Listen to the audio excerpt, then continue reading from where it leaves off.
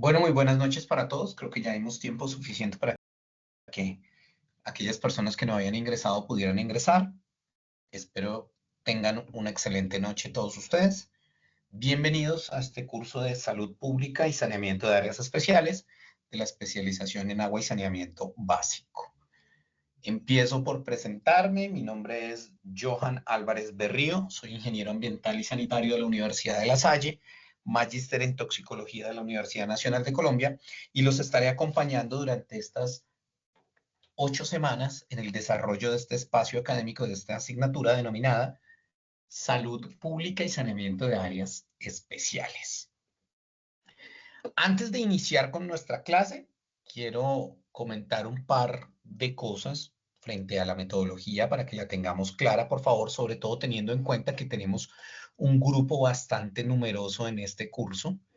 Entonces, pues, quiero que estemos claros en parte de esa metodología. Entonces, primero, avisarles que no es en el Canvas, en su aula virtual de Canvas, tienen pues ya precisamente publicados nuestros encuentros a desarrollar.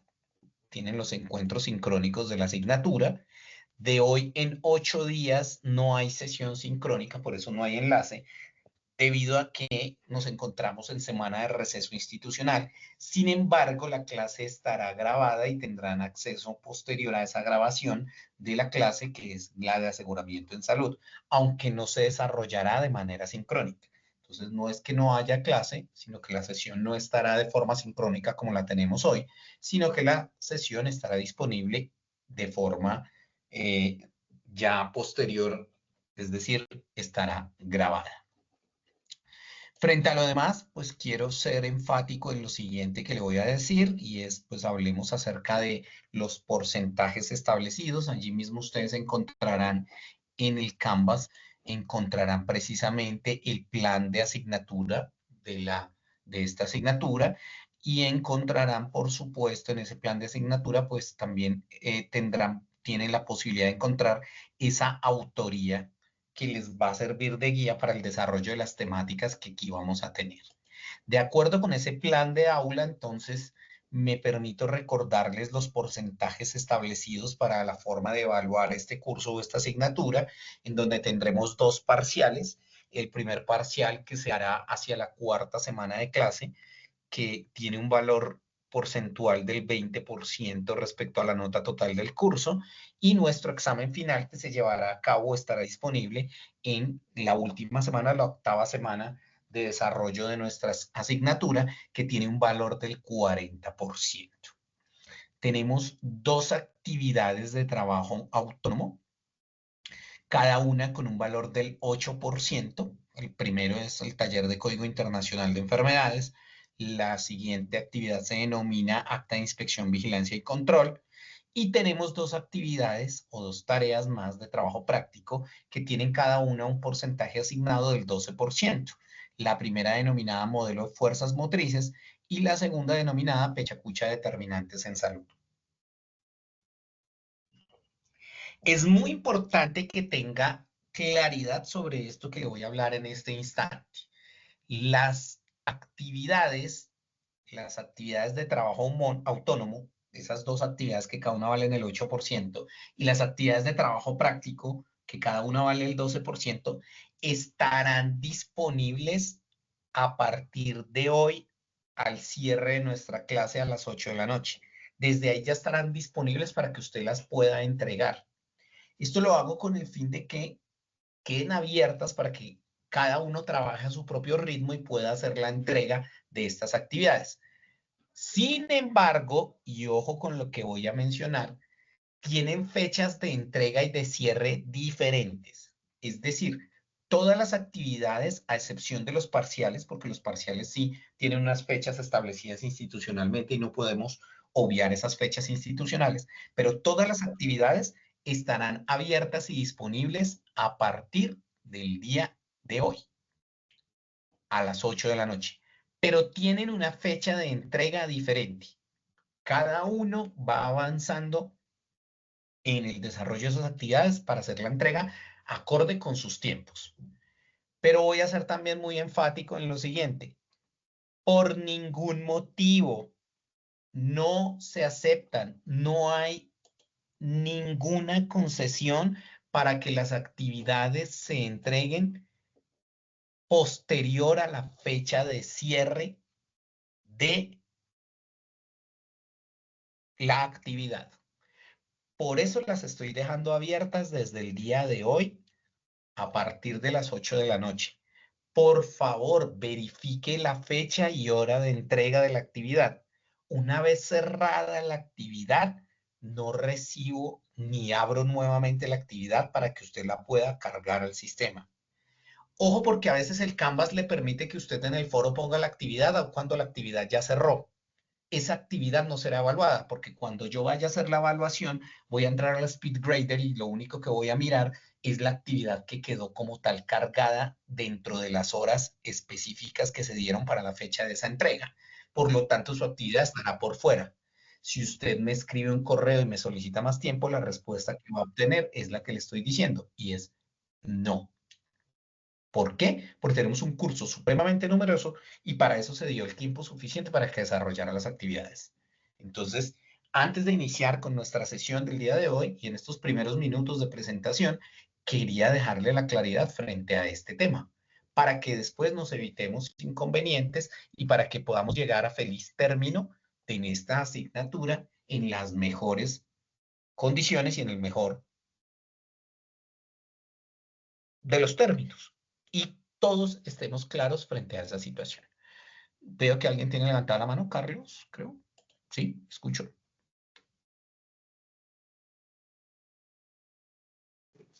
No, perdón, profe. Ok, correcto. Entonces, ya lo saben, las actividades, las 4 actividades ya están habilitadas a partir de hoy. Cada uno las va desarrollando. Por favor, verifique los tiempos de entrega, porque si bien es cierto, las 4 actividades ya están abiertas para que usted las pueda entregar, tienen fechas de entrega distintas y se van a cerrar en distintos momentos. Entonces, es para que ustedes mismos vayan avanzando en esas actividades conforme a su tiempo y a sus actividades laborales, porque yo entiendo que todos tenemos otras actividades y pues de eso se trata. Teniendo en cuenta esta introducción, entonces ahora sí vamos a dar paso a nuestra clase del día de hoy, a nuestro tema, que se denomina Generalidades de la Salud Pública. Me voy a permitir en este momento compartirle pantalla.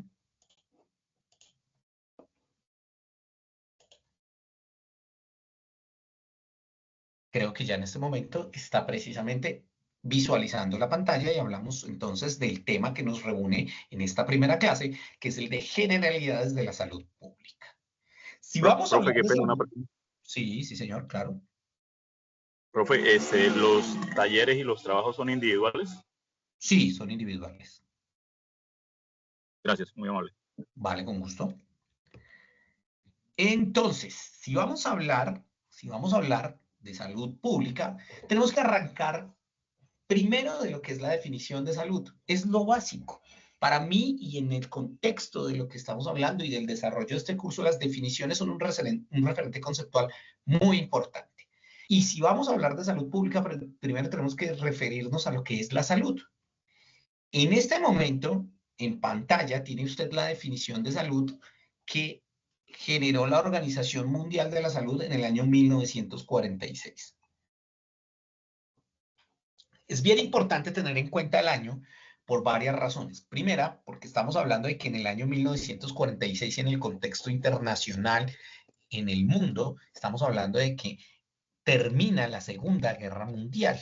Está recién terminada la Segunda Guerra Mundial, ¿sí? Que se libra entre el 39 y el 45, y un año después sale precisamente esta definición de lo que es la salud. Y aunque la Organización Mundial de la Salud, aunque esta Organización Mundial de la Salud no sesiona en ese año, y se estima que la constitución de la Organización Mundial de la Salud inicia en realidad en vigor el 7 de abril del 48, ya desde el organismo de Naciones Unidas antes se tenía en el 46, ya se había adoptado su creación, aunque inicia labores oficialmente en septiembre del 48. Y ahí en el 46 se genera esta definición de salud en ese contexto, que es muy importante. Le tengo subrayadas unas palabras allí a esta definición porque en eso nos vamos a centrar y porque son muy importantes a la hora de definir esa salud. Me permito leer lo que dice la definición en un extracto porque la definición es mucho más extensa y lo que he querido aquí es presentarles una parte que para mí es relevante de esa definición. Dice, la salud es un estado de completo bienestar físico, mental y social y no solamente la ausencia de enfermedad. Aquí, con esa primera parte de introducción, tenemos una definición impresionante. Tenemos un concepto muy importante de lo que es la salud, porque está partiendo de que la salud no implica simplemente que no haya enfermedad, sino está hablando de 3 dimensiones del ser humano que son fundamentales y vitales: lo social, lo físico y lo mental. Y está diciendo ya, mire, estamos hablando casi de 80 años atrás, que ya se tenía claro que la salud no se puede considerar única y exclusivamente desde la parte física, sino que lo social y lo mental van ligados directamente a ese concepto. Y la Organización Mundial de la Salud lo plantea desde esa primera definición en el 46, cuando inicia formalmente su fundación. Continúa la definición diciendo, la posesión del mejor estado de salud que se es capaz de conseguir constituye uno de los derechos fundamentales de todo ser humano, cualquiera sea su raza, religión, ideología política y condición económica y social. Y es bien importante. ¿Por qué? Porque se está diciendo y se está garantizando acá desde la Organización de las Naciones Unidas, desde la OMS, que todos los ciudadanos tenemos derecho a tener un bienestar físico, mental y social, que es un derecho fundamental de nosotros y que no podríamos concebir la salud como una dimensión separada, sino que estamos hablando de que además no es presencia o ausencia de enfermedad, sino que son las condiciones de calidad de vida sociales y mentales que están asociadas precisamente a esto, a lo que denominamos salud. Esa es la importancia de esta definición. Y más adelante, de hecho, en el documento, la misma Organización Mundial de la Salud plantea lo siguiente y dice, la salud de todos los pueblos es una condición fundamental de la paz mundial y de la seguridad. Depende de la cooperación más estrecha posible entre los estados y los individuos. Y allí se está teniendo en cuenta y lo que se está diciendo es, oiga, mire, el estado de salud de la población, ese estado de salud de la población, ¿depende de qué? Depende de las condiciones sociales, mentales, y es fundamental para la paz. Y aquí es increíble esto. O sea, es decir, desde aquí, y claro, mire el contexto de la Segunda Guerra Mundial, se dice, vea, es que si no hay bienestar social y si no hay bienestar mental, difícilmente va a haber paz. ¿Quiere que haya paz? Necesitamos que haya un bienestar social y un bienestar mental ligado obviamente a lo físico. Por eso hablan de que la salud es fundamental para esa, de que la salud es fundamental para esa paz mundial. Ahí lo está mencionando. Ahí se está hablando y se está diciendo esto. Entonces, esto es importantísimo tenerlo presente. Y al final remata con algo que es, oiga, el Estado, al ser un derecho fundamental, lo tiene que garantizar, pero ese Estado no es el único garante de ese derecho fundamental.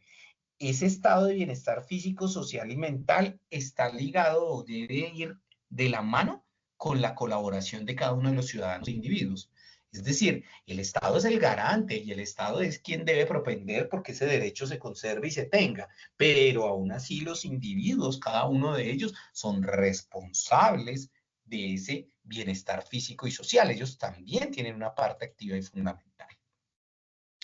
Esta es la definición que genera precisamente la Organización Mundial de la Salud en ese año de 1946. 40 años más tarde, durante la primera conferencia internacional sobre promoción de salud en Canadá, nuevamente allí cuando se genera o se pone esta meta en donde se hace un análisis de la salud de toda la humanidad del mundo y se verifica qué condiciones están haciendo que los seres humanos no tengamos ese estado de bienestar físico, social y mental. Entonces allí efectivamente se está buscando resignificar esa definición de salud, y no es que se cambie la definición, sino que se profundiza en esa salud, teniendo en cuenta que esa salud hace parte de un recurso de la vida cotidiana. Y de hecho, a partir de esa primera conferencia internacional sobre promoción en salud, se generaron pues 5 estrategias claves para poder desarrollar esos entornos de apoyo, de habilidades personales, crear políticas saludables y garantizar esa meta que se puso la humanidad en ese momento, que se denominaba la meta de salud para todos. En ese documento de la Carta de Ottawa, pues precisamente empieza a hablarse de qué condiciones se requieren para que haya la salud, para que la salud sea el eje de la paz, de la educación, de la vivienda, de la alimentación, del medio ambiente y de la justicia y social y equidad, y de esa promoción en salud. Y en ese documento, me traigo aquí a colación y hago parte de una extracción de ese documento, se resignifica o se profundiza en lo que es la salud. Y está esta parte que usted en este momento se encuentra visualizando en la diapositiva, que dice: la salud es el resultado de los cuidados que uno se dispensa a sí mismo y a los demás, de la capacidad de tomar decisiones y controlar la propia vida, y de asegurar tomar que la sociedad en la que uno vive ofrezca a todos sus miembros gozar de un buen estado de salud. Esta parte de la Carta de Ottawa es bien importante porque, si bien es cierto, desde la definición del 86 se hablaba de que el Estado tiene una responsabilidad y el ciudadano participa en ella, no se le había dado al ciudadano esa responsabilidad de decir: oiga, es que el estado de salud depende de usted mismo. Si usted mismo no dispensa cuidados, si usted mismo no genera esos cuidados de salud, pues su bienestar social, físico y mental no va a verse vislumbrado y no se va a desarrollar. Y lo interesante de este concepto de la Carta de Ottawa es que empieza a darle un protagonismo y decir: el individuo es responsable de la salud, pero también cuando él genera esos cuidados o no, también tiene una incidencia sobre la salud de su congénere, de su igual, de su prójimo, de su próximo. Es decir, resulta siendo la salud un estado importante, es decir, resulta siendo un tema individual que trasciende a lo colectivo. Y ahí es donde, a partir de esto, pues hablamos de salud. O sea, no quiere decir que la salud pública se genere ahí, no, sino que esto muestra precisamente por qué la salud es tan importante, porque no se puede considerar única y exclusivamente de forma individual, sino que tiene una trascendencia a lo colectivo. Y de ahí es que podemos partir para nosotros definir, conceptualizar lo que es la salud pública.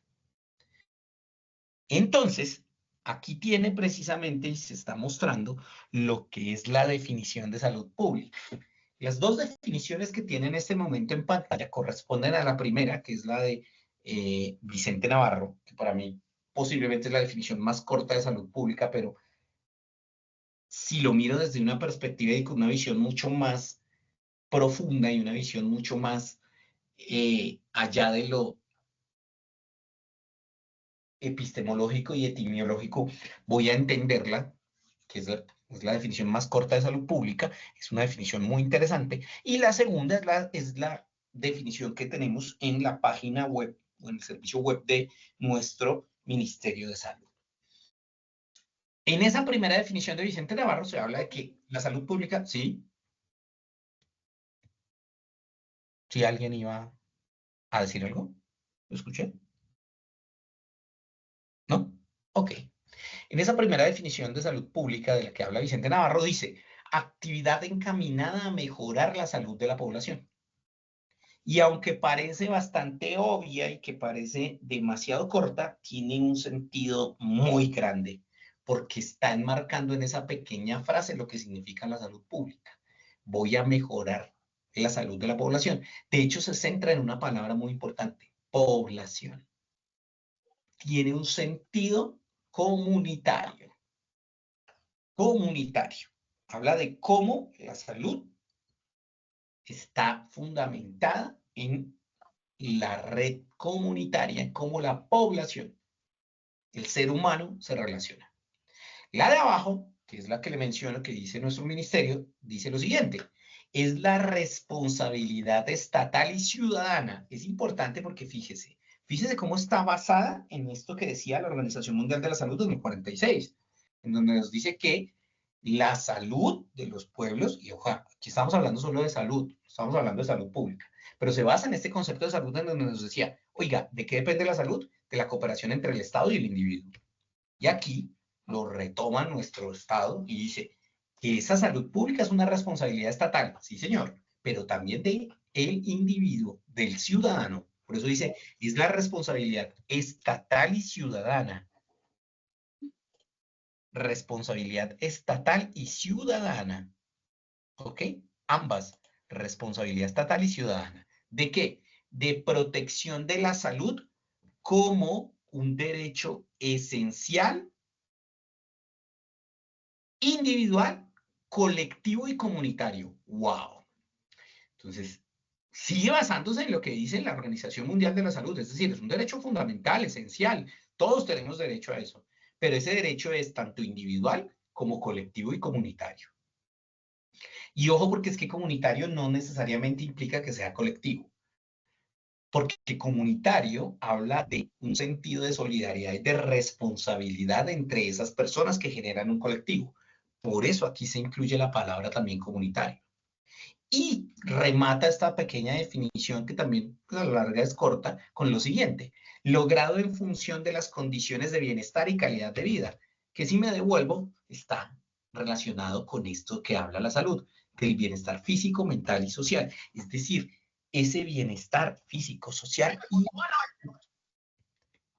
¿Hay alguien con el micrófono abierto? Si no va a participar, les ruego por favor que cierre el micrófono. Si tiene alguna pregunta, con mucho gusto se la podemos resolver. O una intervención que quiera realizar. Ok. Continuamos entonces. Entonces le decía, ese bienestar físico, mental y social. Por eso acá se habla de qué? De esas condiciones de bienestar y de calidad de vida. Y se habla que la salud pública, claro, es función, se logra ese derecho mejorando las condiciones de bienestar de la población. Así es que logro mejorar esas condiciones de salud de la población. Así lo logro. A través de la mejora de esa condición de bienestar y de calidad de vida. Y entonces ya saltamos, sí, a una definición mucho más formal, que es la definición que encontramos en la Ley 1122 de 2007, en donde se da todas las directrices de lo que es la salud pública en nuestro país. La Ley 1122 de 2007. Aquí en esa ley, entonces, dentro de las definiciones, encontramos en esta ley, ¿sí?, que es la que modificó de una u otra forma, y después mirarán, esa ley 100 del 93 introdujo unas reformas importantes al sistema de seguridad social de salud en Colombia, y que está vigente, por supuesto, establece lo siguiente como definición de salud pública. Dice, la salud pública está constituida por un conjunto de políticas que busca garantizar de manera integrada, fíjese, siempre se está hablando de la integralidad, se está hablando de que tengo que generar medidas desde distintas dimensiones y perspectivas. O sea, me estoy basando en ese bienestar social, físico y mental. En ese bienestar físico, social y mental. Ojo, ahí me estoy basando.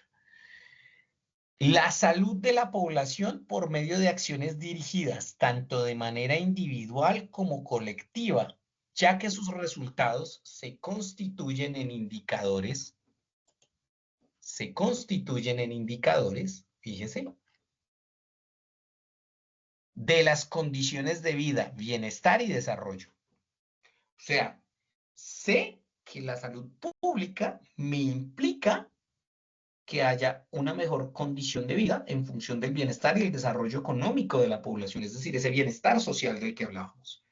Y finaliza la definición la Ley 1122 de 2007 con lo siguiente: dichas acciones se realizarán bajo la rectoría del Estado, es decir, muestra que es el Estado el responsable, es el rector, es quien da la línea técnica, es quien debe ser el garante de esas acciones, pero deben promover, y finaliza esa definición con ese apartado que dice, y deberán promover la participación responsable de todos los sectores de la comunidad.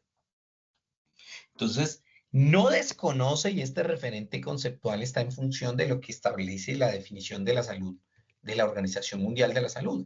Y es decir, fíjese, es decir, sigue hablando de esa cooperación entre Estado e individuo, el Estado como garante, el responsable y rector de las acciones, pero el ciudadano como el partícipe y el responsable también de su salud individual que trasciende a lo colectivo.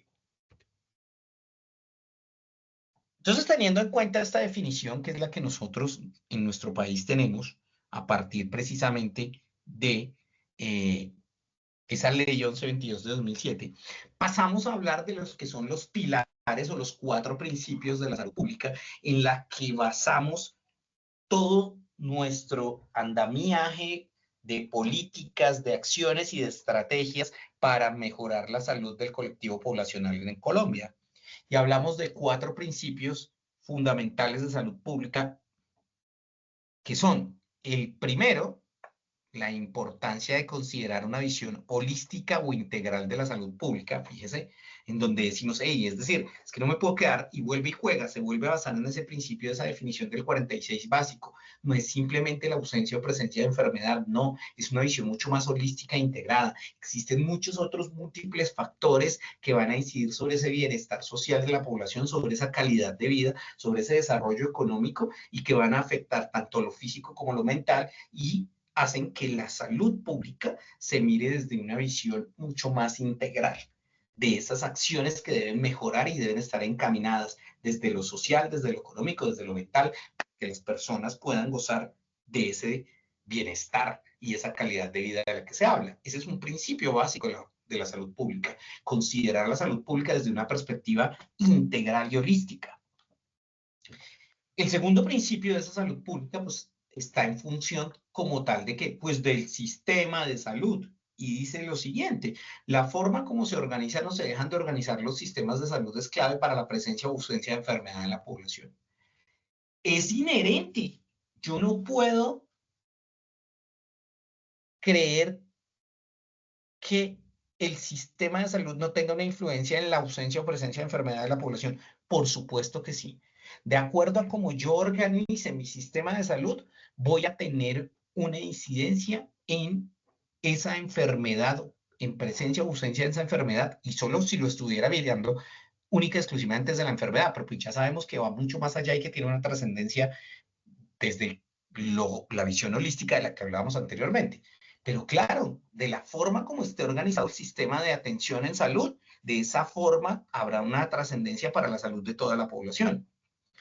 Hace unos cuantos años, un ministro de salud hizo una aseveración por la cual fue duramente juzgado, cuando en realidad, y ojo, estoy diciendo esto sin tomar un partido político ni nada, simplemente estoy hablando desde la realidad y desde lo que significan los principios de la salud pública, en donde él hacía la siguiente aseveración y afirmación, y por eso fue bastante criticado y, como dicen los jóvenes hoy en día, funeado, ahora esta es la palabra que utilizan en las redes, pero que fue bastante criticado en nuestro país. La aseveración que él hacía y lo que él montaba o su postulado era el siguiente, y lo dijo de esa manera. Dijo que el sistema de salud de Colombia era un sistema mucho mejor, que se encontraba dentro de uno de los mejores sistemas del mundo. Esa fue la primera cosa que dijo. Incluso dio un ejemplo y dijo que nuestro sistema de salud era mucho mejor que los sistemas que tenían algunos países del primer mundo, como Estados Unidos. Y hizo la comparación y dijo que nuestro sistema era mucho mejor que el de Estados Unidos. Y evidentemente, pues eso generó una gran polémica a nivel nacional. Pero desde la perspectiva de lo que es el principio de la salud pública y de lo que él decía es totalmente cierto. Estamos hablando del sistema como está organizado. Me explico, para que tenga presente y para que a partir de este ejemplo y de este estudio de caso que le estoy mencionando, pues pueda entender lo que es este principio de salud pública y por qué considero que él no estaba tan equivocado ni fuera de contexto. En Estados Unidos el sistema de salud está fundamentado en el aseguramiento de acuerdo a la capacidad económica del individuo.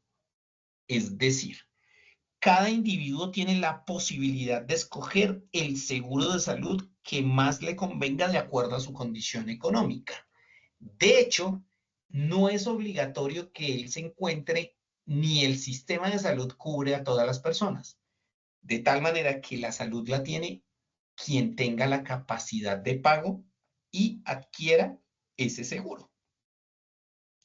Para que lo entendamos desde una perspectiva y desde una forma mucho más sencilla, es como cuando yo tengo un vehículo y quiero asegurar ese vehículo contra un riesgo de lo que le puede pasar, lo que llamamos los seguros todo riesgo.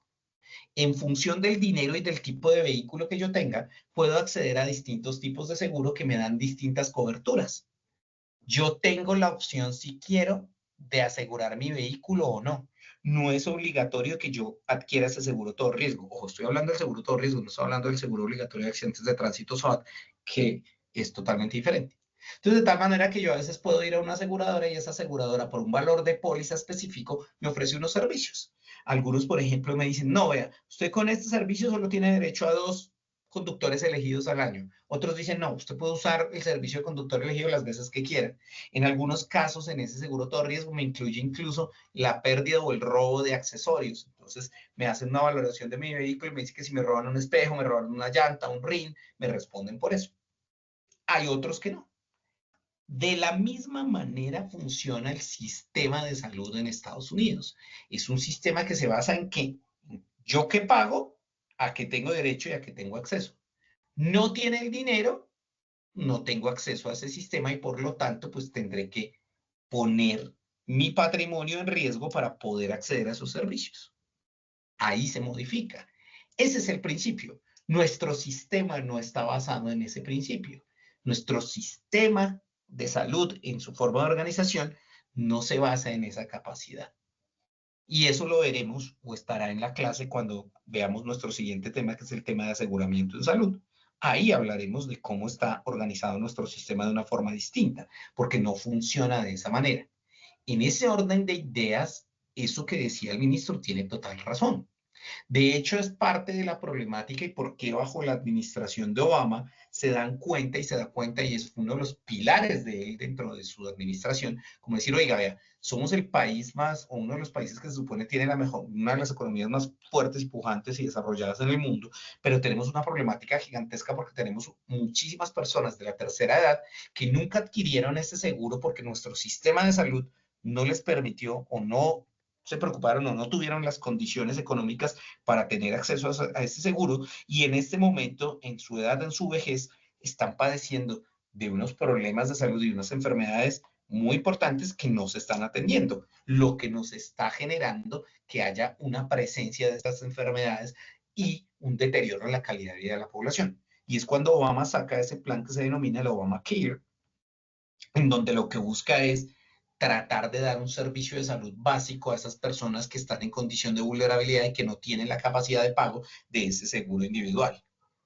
Ese es el sistema de salud que tiene la población. Regálenme 2 segundos, soluciono aquí un problema técnico.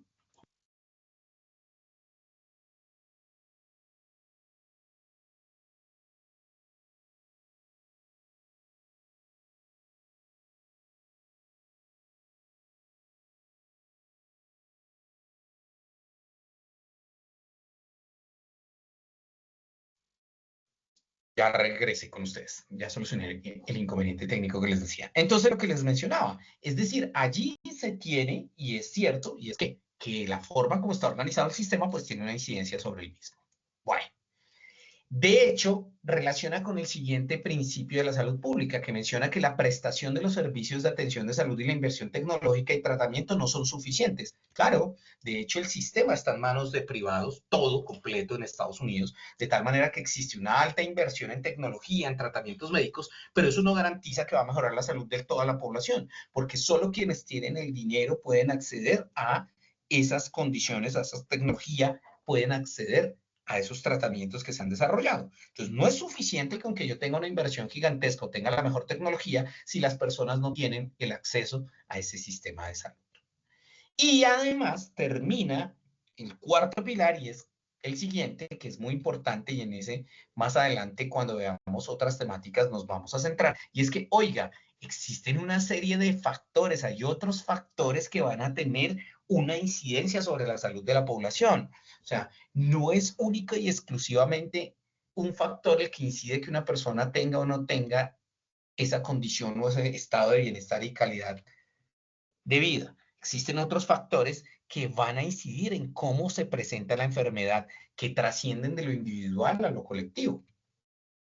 Y es precisamente lo que explican Dahlgren y Whitehead con su modelo multinivel de determinantes, en donde ellos mencionan, y esa hace parte de ese pilar o de ese principio fundamental de la salud pública, cómo existen muchas cosas que inciden en lo individual, trascienden de lo individual y van a lo colectivo y que generan una modificación en los estados de salud de la población. Entonces, existen unas condiciones individuales que nos hacen tener, sí o no, una mayor predisposición o no en cuanto a nuestro estado de salud. Por ejemplo, factores que son biológicos como la edad, el sexo o factores constitucionales genéticos. Esos son factores individuales que nos pueden hacer o tener una mayor probabilidad de desarrollar enfermedades o no.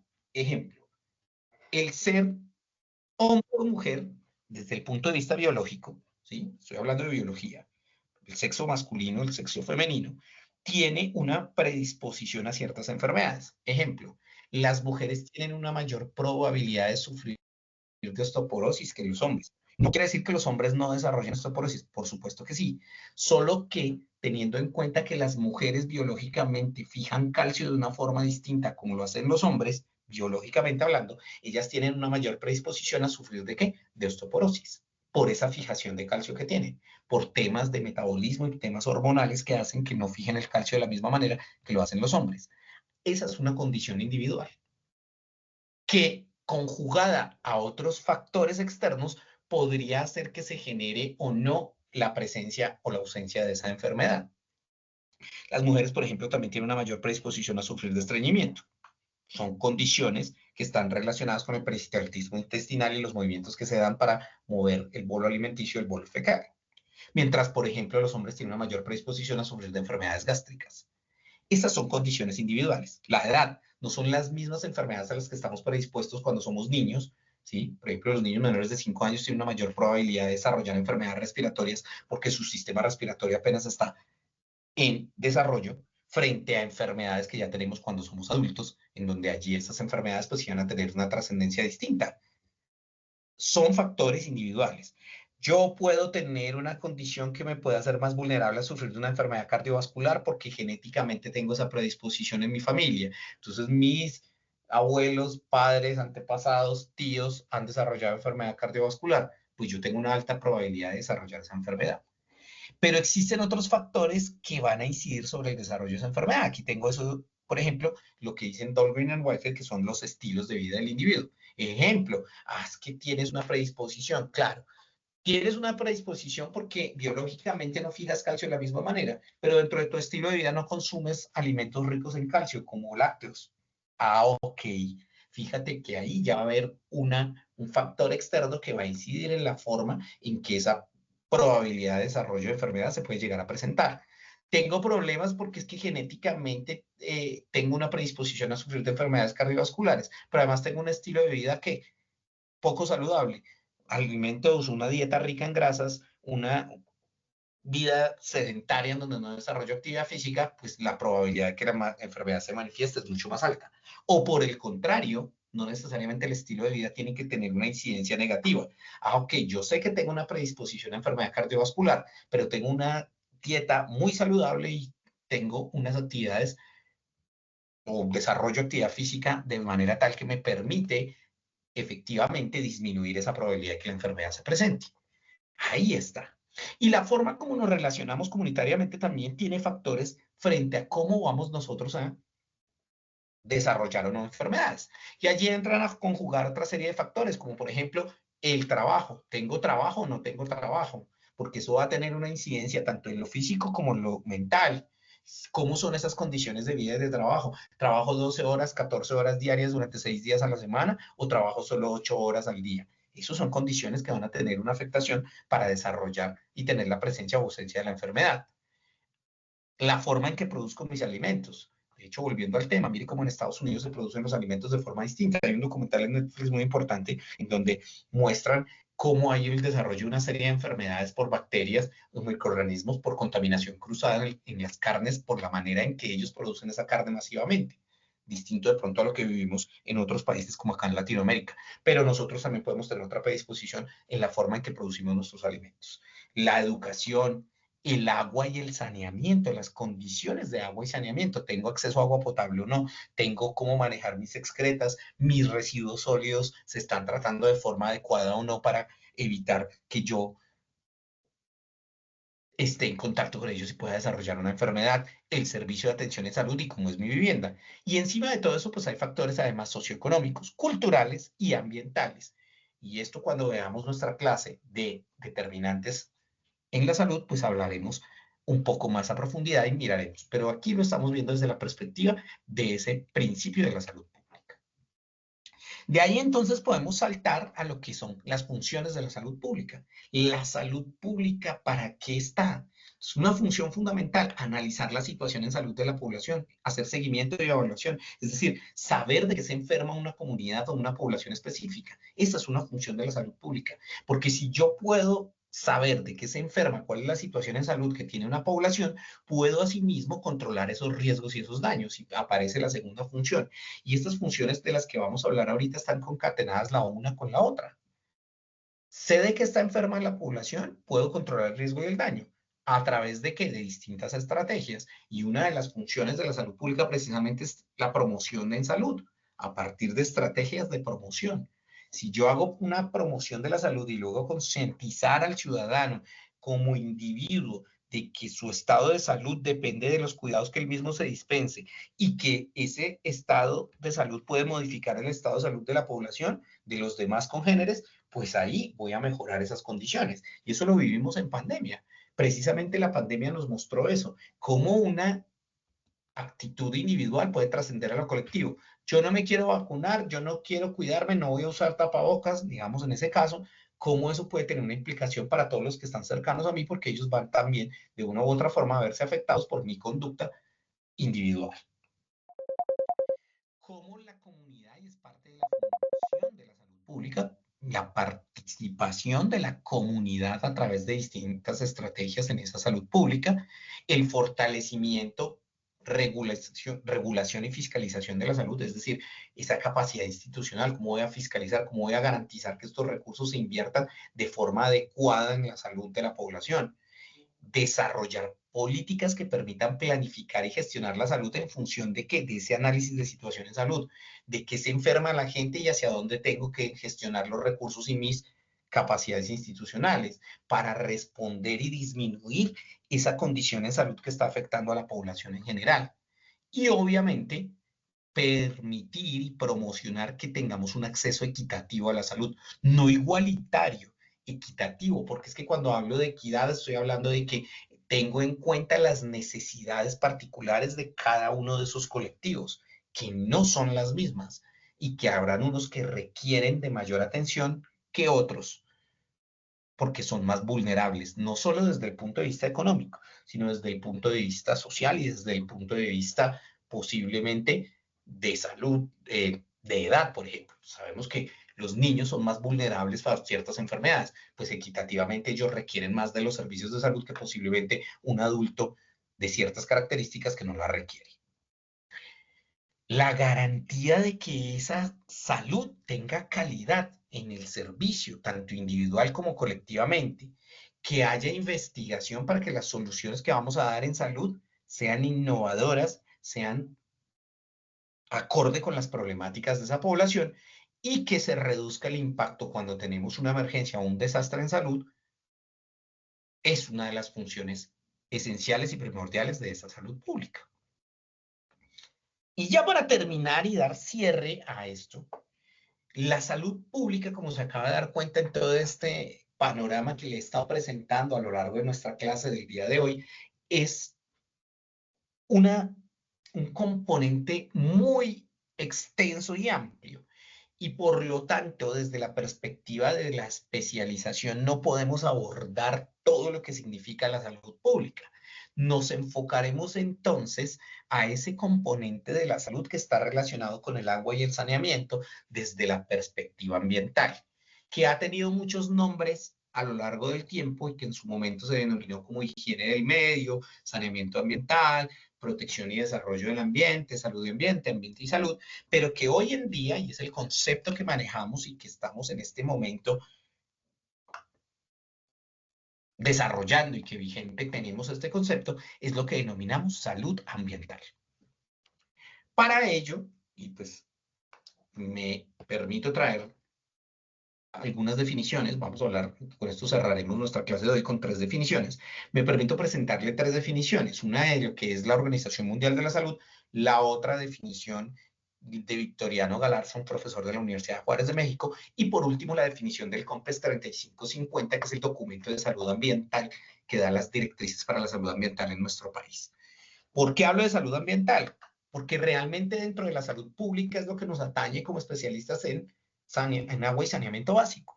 Nosotros vamos a desarrollar ese componente, porque es que la salud pública es gigantesca. Puedo estar hablando de salud pública, de salud sexual y reproductiva, de actividad física, de nutrición y seguridad alimentaria. Nosotros acá nos enfocaremos en lo que es la salud ambiental.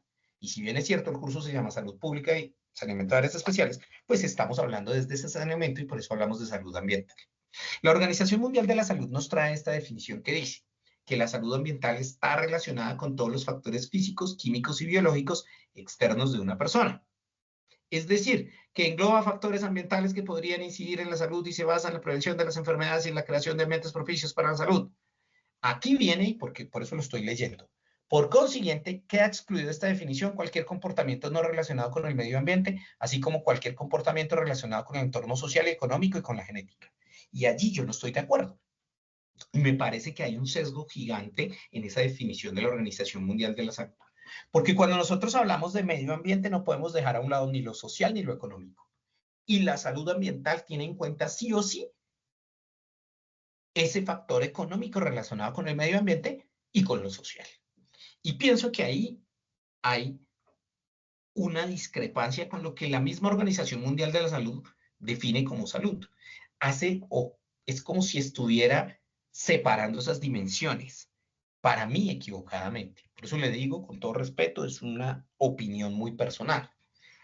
Y siento que Victoriano Garza, cuando saca su definición aquí en su libro Salud y Ambiente en el Desarrollo Sustentable, Ambiente sin Fronteras, en 2014, rompe con ese paradigma y va en contra también de lo que dice la Organización Mundial.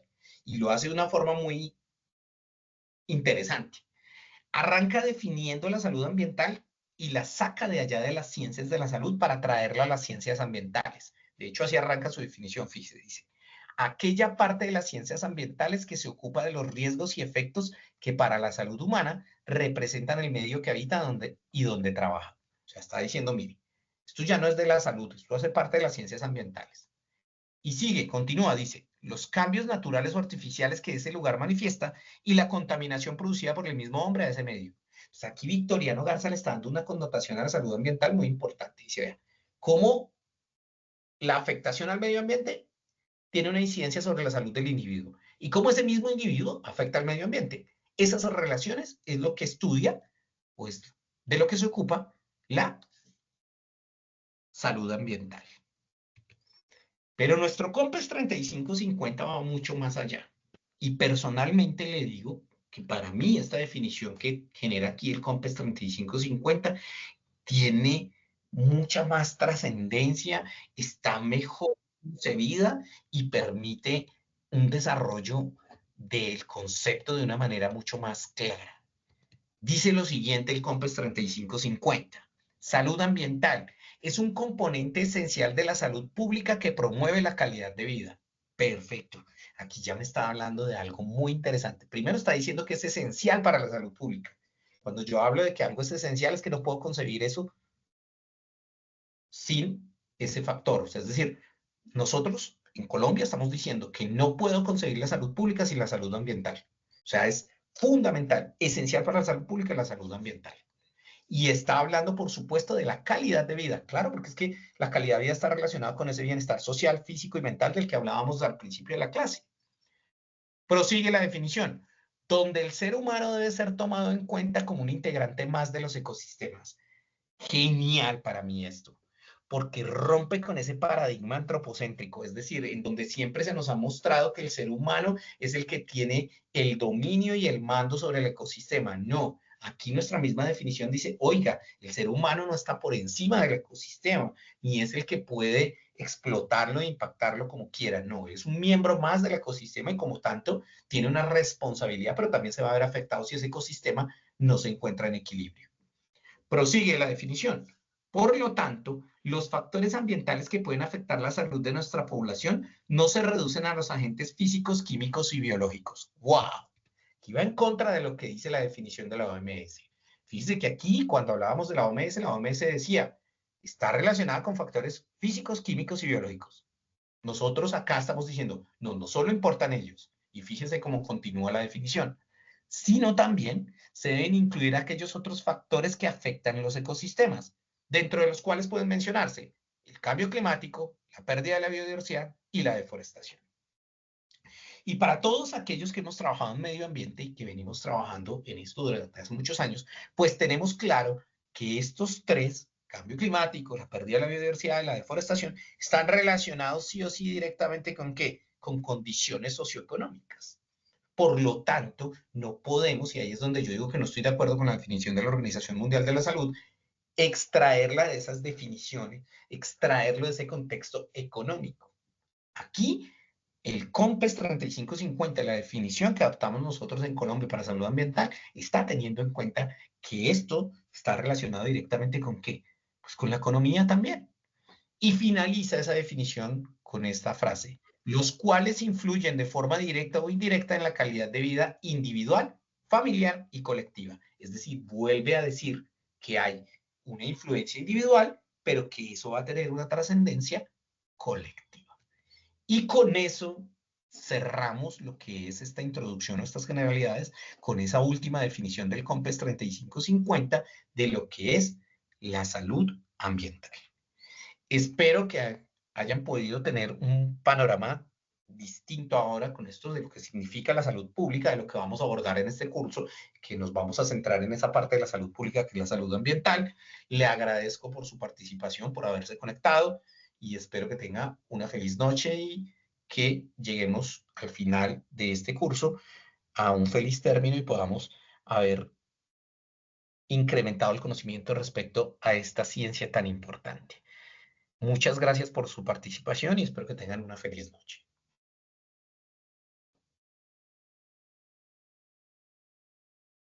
Muchas gracias. Gracias, profe.